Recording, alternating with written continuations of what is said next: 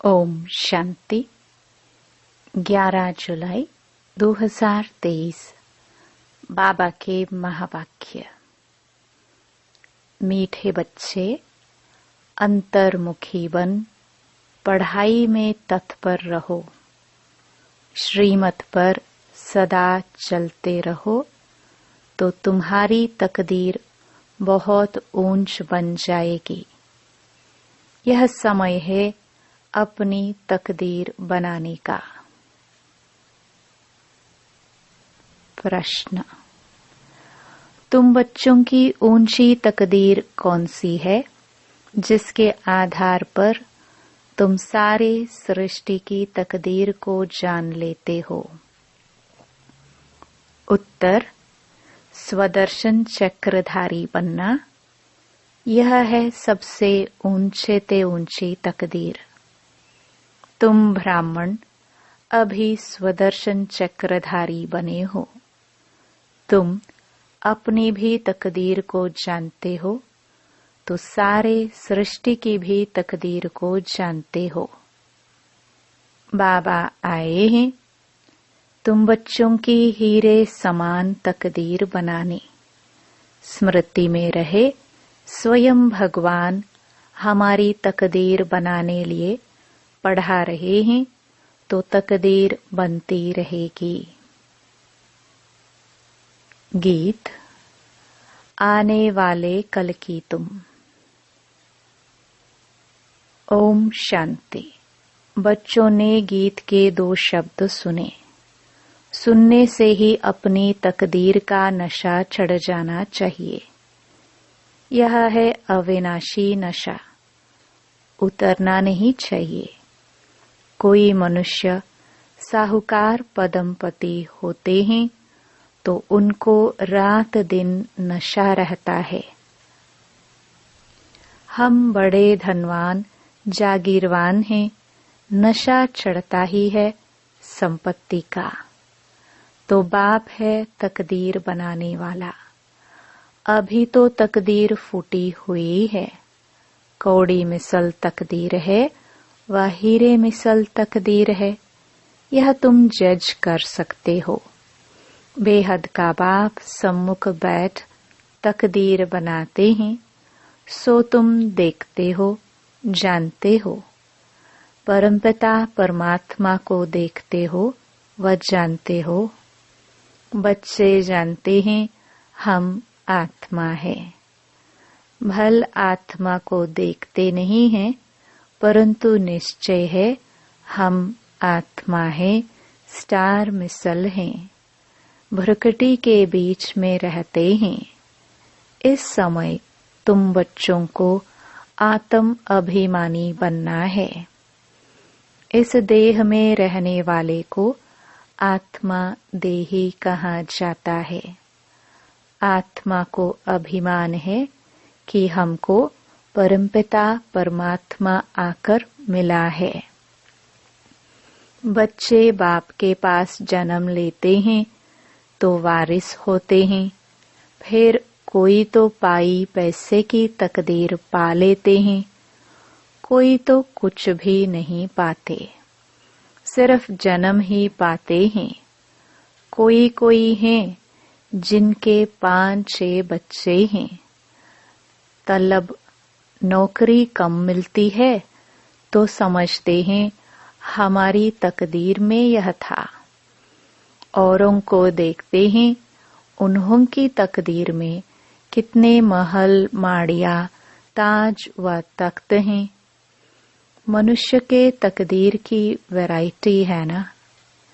तो अब तुम अपनी तकदीर को जानते हो कि किस तकदीर के लिए हम पुरुषार्थ कर रहे हैं। धन के लिए, सुख के लिए। मनुष्य पुरुषार्थ तो करते ही हैं।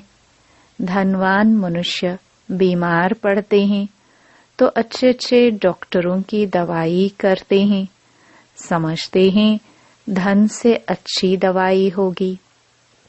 तो धन की बात है ना। तुम बड़ी जबरदस्त तकदीर बनाते हो श्रीमत से। बच्चे जानते हैं बाबा ऊंच ते ऊंच तकदीर बनाते हैं, क्योंकि खुद ऊंच ते ऊंच है। अब तुम उनके सम्मुख बैठे हो ना, माँ बाप के घर में बैठे हैं। कोई राजा रानी है तो समझते हैं हमने ऐसे कर्म किए हैं जो राजाई की तकदीर मिली है। अब तुम जानते हो, हम जो यह लक्ष्मी नारायण का चित्र देखते हैं, उन्होंने भी जरूर अगले जन्म में तकदीर बनाई है। तुमको यह बुद्धि मिली है, मनुष्यों की बुद्धि में यह नहीं आता। इतने धनवान मनुष्य हैं, उन्हों को यह तकदीर कैसे मिली? कहेंगे पास्ट जन्म में ऐसे कर्म किए हैं जो इतना धनवान बने हैं। कर्मों का फल है ना। गाते भी हैं कर्मों की गति न्यारी है। मनुष्य पास्ट के कर्मों अनुसार ही भोगते हैं।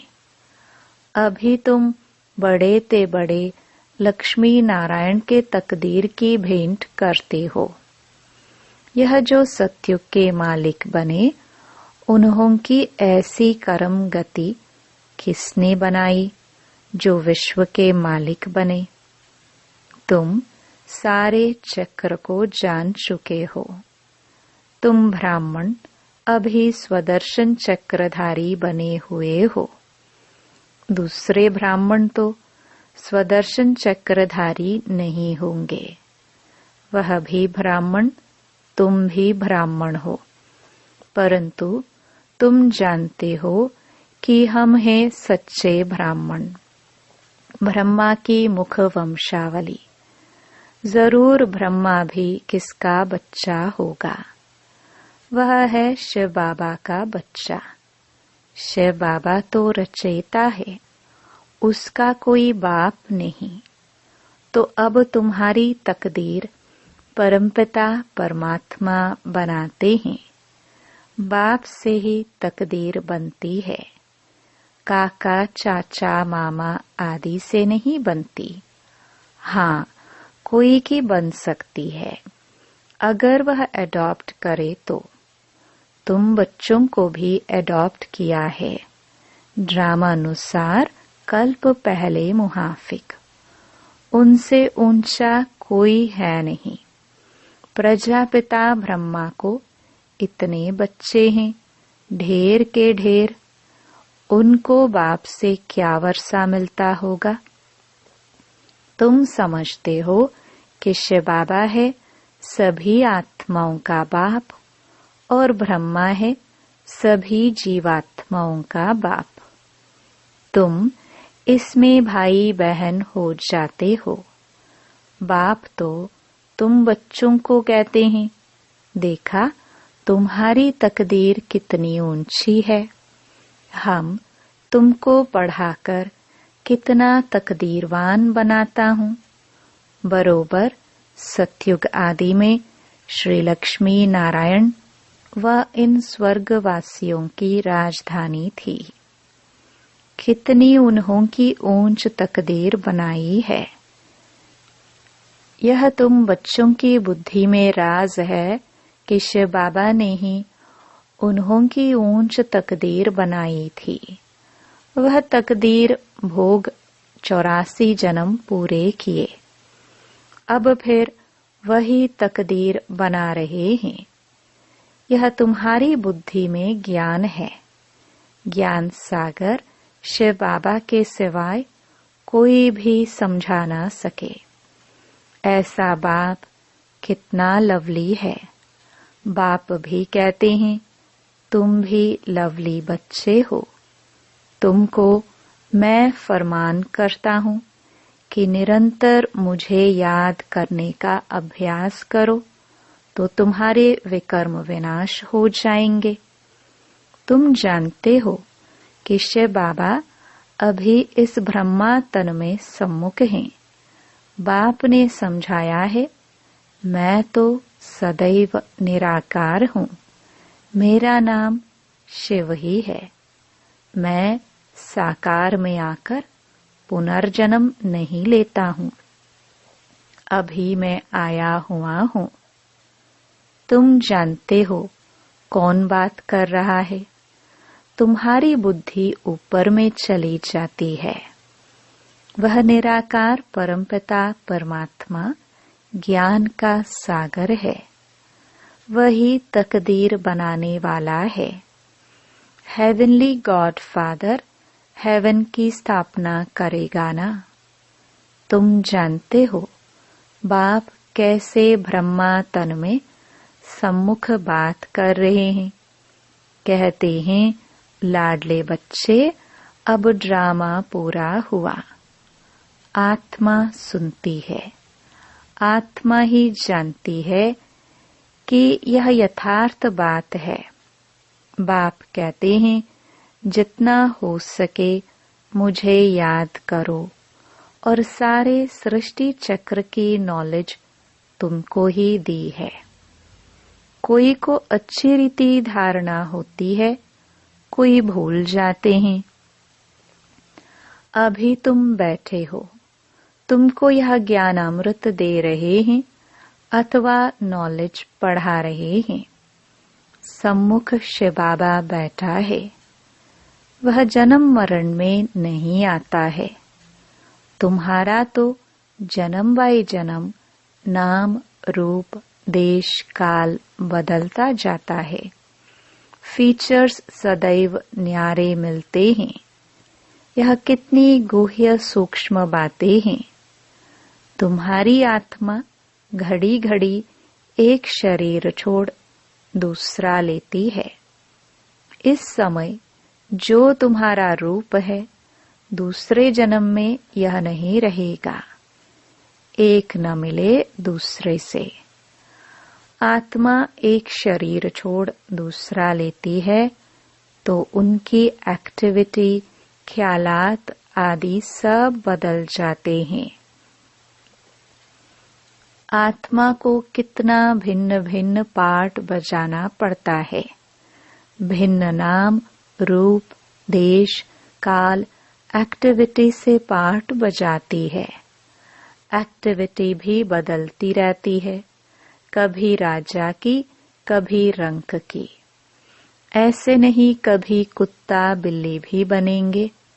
नहीं, अभी तुम जानते हो हम भविष्य में प्रिंस प्रिंसेस बनने के लिए पुरुषार्थ करते हैं। मनुष्य से देवता बन रहे हैं। यह मम्मा बाबा भी पुरुषार्थ कर रहे हैं। फिर भविष्य में जाकर लक्ष्मी नारायण बनेंगे। हम भी जितना अपनी तकदीर बनाने लिए पुरुषार्थ करेंगे, उतना बहुत सुख मिलेगा। कितनी जबरदस्त कमाई है। वह तो करके अल्पकाल सुख के लिए पढ़कर इसी ही जन्म में बैरिस्टर आदि बनेंगे। दूसरे जन्म की बात ही नहीं। सो भी बने, ना भी बने, हो सकता है। तुम तो समझते हो कि हम भविष्य में स्वर्ग में जरूर जाएंगे। फिर वहां देवी देवता कहलाएंगे। यह कभी भूलना नहीं है कि बाप से हम स्वर्ग के ताऊसी तख्त का वर्षा लेकर ही छोड़ेंगे। ऊंच ते ऊंच बनकर ही दिखलाएंगे। गॉड फादर पढ़ाते हैं, वह भी तो बुद्धि में आता है। हम अच्छी रीति पढ़कर 21 जन्म के लिए अपनी प्रारब्ध बनाते हैं। इस समय जितना पुरुषार्थ करेंगे, उतना ऊंच तकदीर बनाएंगे। वह तकदीर कल्प कल्प कायम रहेगी। इसलिए इस समय तकदीर के लिए अच्छा पुरुषार्थ करना चाहिए। बड़ी भारी तकदीर है, बहुत सुख है। भल यहाँ कोई के पास करोड़ हैं, कोई पाई का भी सुख नहीं है। वहाँ तो बिल्कुल शांति आराम से प्रारब्ध भोगेंगे। यहाँ तो कितनी आफतें आती रहती हैं। थोड़े टाइम में बहुत देवाला निकालेंगे, मरते जाएंगे। भल इंश्योर करते हैं, परंतु इंश्योरेंस कंपनी भी क्या कर सकेगी। हिरोशिमा का क्या हाल हुआ, कितने आदमी मरे।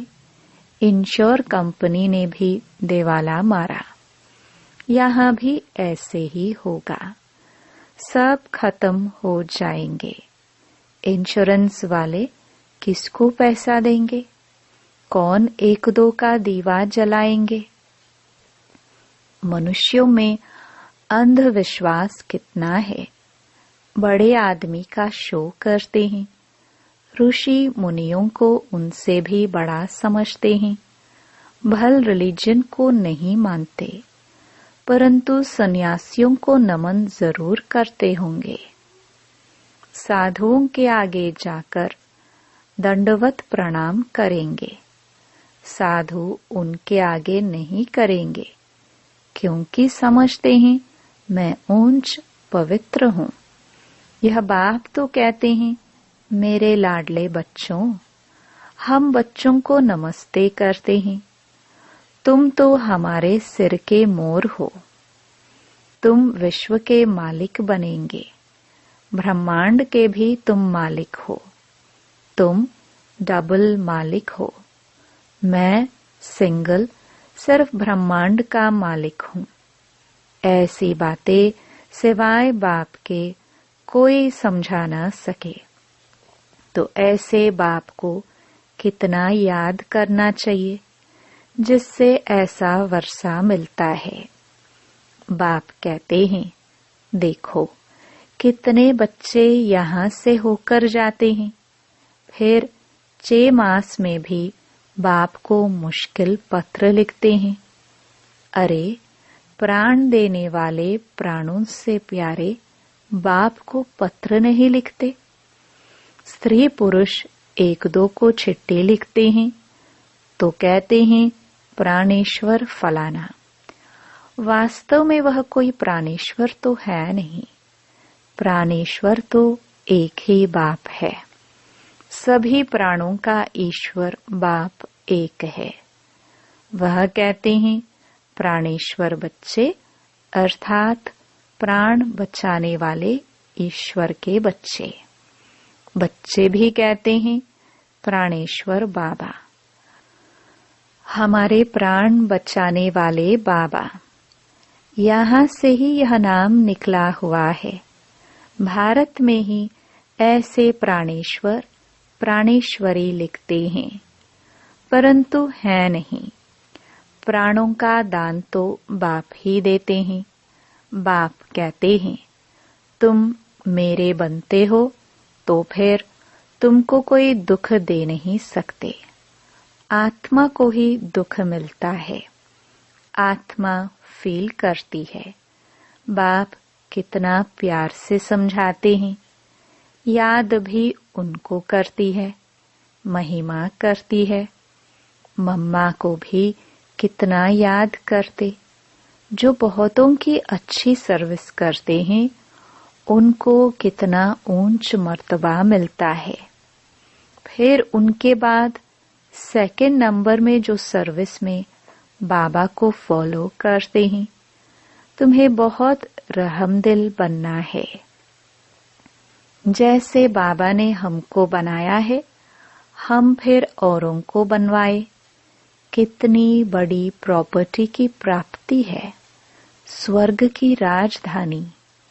वहां हम इतने साहूकार रहते हैं जो सोने हीरों के महल बनाएंगे। एक माया मच्छंदर का खेल भी दिखाते हैं। उसने देखा सोने की ईंटें पड़ी हैं, थोड़ी ले जाए।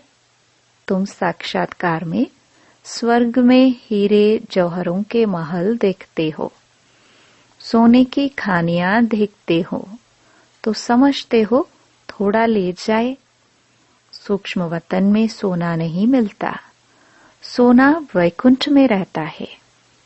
तुम जानते हो, वहां खानियों से हम विमानों में जाकर सोना भरकर ले आएंगे। सोने की बड़ी बड़ी ईंटें भी होती हैं। अभी भी बड़ों बड़ों के पास सोना तो पड़ा है ना। भारत को सोना चांदी तो जरूर रखना है। सबके पास बड़ी बड़ी गुफाएं बनी हुई हैं, जहां कोई लूट फूट ना सके, आग जला ना सके।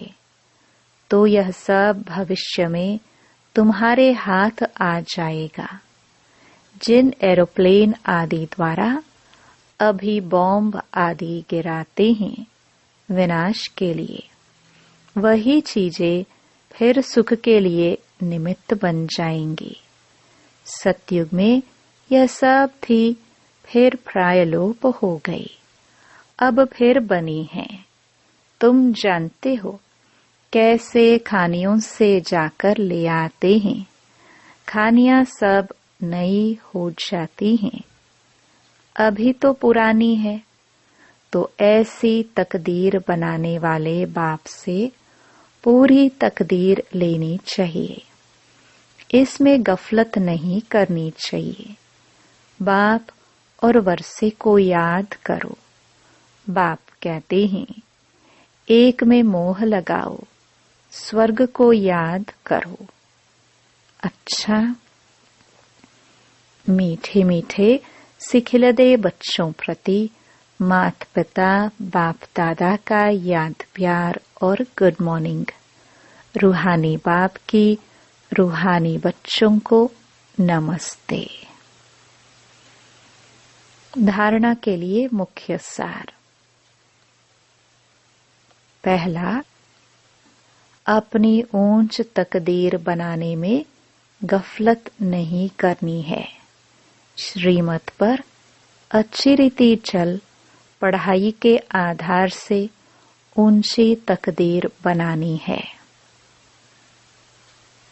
दूसरा, प्राणेश्वर बाप की याद में रह हमको प्राण दान देना है। सबके प्राण बचाने हैं, किसी को भी दुखी नहीं करना है। वरदान, मालिकपन की स्थिति में रह प्रकृति द्वारा सहयोग की माला पहनने वाले प्रकृति जीत भव। प्रकृति आप मालिकों का अब से आह्वान कर रही है। चारों ओर प्रकृति के तत्व हलचल करेंगे, लेकिन जहां आप प्रकृति के मालिक होंगे, वहां प्रकृति दासी बन सेवा करेगी। सिर्फ आप प्रकृति जीत बन जाओ तो प्रकृति सहयोग की माला पहनाएगी। जहां आप प्रकृति जीत ब्राह्मणों का पांव होगा, स्थान होगा, वहां कोई भी नुकसान नहीं हो सकता। तूफान आएगा, धरनी हिलेगी, लेकिन बाहर सूली होगा और यहाँ कांटा।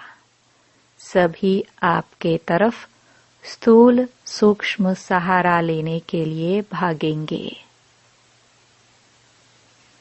स्लोगन, अलौकिक सुख व मनरस का अनुभव करना है तो मन मनाभव की स्थिति में रहो। ओम शांति।